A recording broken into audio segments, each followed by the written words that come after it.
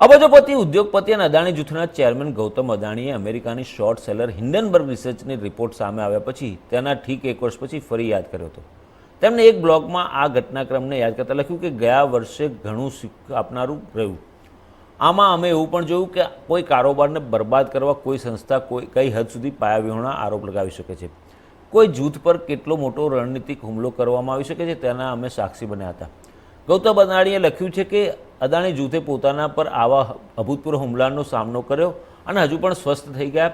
આ પછી જ્યારે પરિસ્થિતિ સ્પષ્ટ થઈ ગઈ ત્યારે અમે વધુ મજબૂત બન્યા.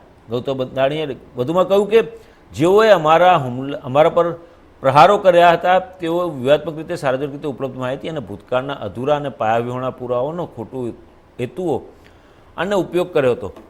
આને પાયાવિહોણા આરોપમાં ઢાંકીને તેઓએ અદાણી જૂથ પર દુષ્ટ હુમલો કર્યો હતો. જોકે આ આરોપો પછી પણ જૂથે તેની ધીરજ ગુમાવીની હતી અને તેના રોકાણકારોના હિતનું રક્ષણ કરવા માટે તેના તમામ મજબૂત અને વ્યાવસાયિક નિર્ણાયક મુદ્દાઓ પર ફરીથી વિચાર કર્યો હતો.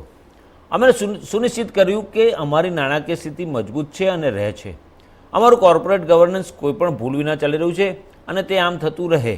આ ઉપરાંત અમે ભારતના નિર્ણાયક ઇન્ફ્રાસ્ટ્રક્ચરના નિર્માણમાં મહત્વપૂર્ણ ભૂમિકા ભજવવાનું ચાલી રાખીએ તેની ખાતરી કરવા માટે અમે અમારા વિકાસના રોડમેપની પણ ફરીથી તપાસ કરી. ગૌતમ અદાણીએ ગયા વર્ષને શીખવા જેવું ગણાવ્યું હતું. ગયા વર્ષને શીખવાનું વર્ષ ગણાવતા ગૌતમ અદાણીએ લખ્યું કે ગયા વર્ષનો અનુભવ અને મુશ્કેલીઓએ અમને વધુ મૂલ્યવાન વસ્તુઓ શીખવી છે. અમે પાઠ શીખ્યા, અમે મજબૂત બન્યા અને ભારતીય સંસ્થાઓમાં અમારો વિશ્વાસ વધુ મજબૂત થયો છે.